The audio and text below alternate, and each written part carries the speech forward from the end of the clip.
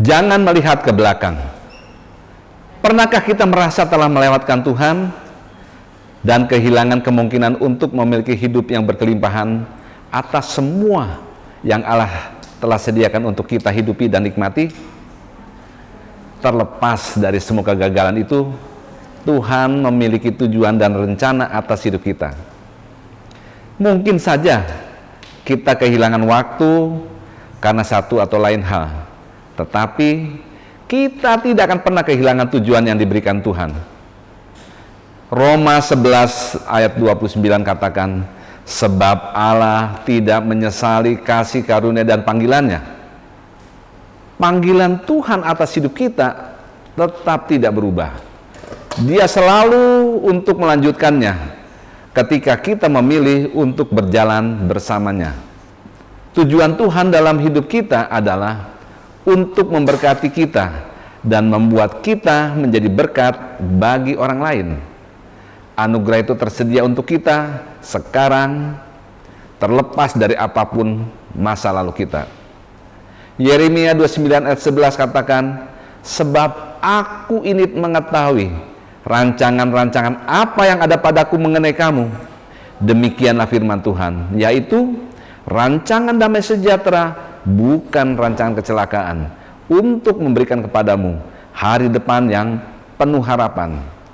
Sadarilah, kita ini unik dan spesial di dalam kerajaan Allah.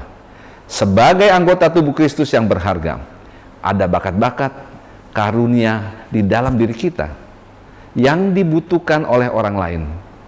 Merupakan kerinduan hati Tuhan untuk memberikan kepada kita hari depan yang penuh harapan. Dengan kata lain, Tuhan selalu melihat jalan kita sudah selesai. Meskipun ada kesalahan atau kegagalan yang kita lakukan di sepanjang perjalanan, Dia tidak pernah memperhitungkan saat-saat kita gagal.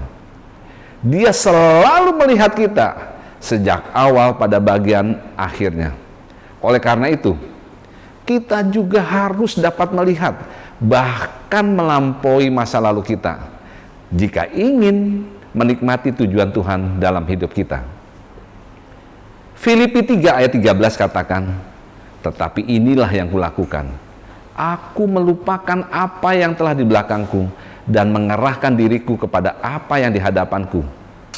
Terlepas dari masa lalu Paulus yang menyebarkan ketakutan terhadap orang Kristen, dia memilih untuk melupakan masa lalu dan melihat masa depan yang Tuhan rancangkan dalam hidupnya.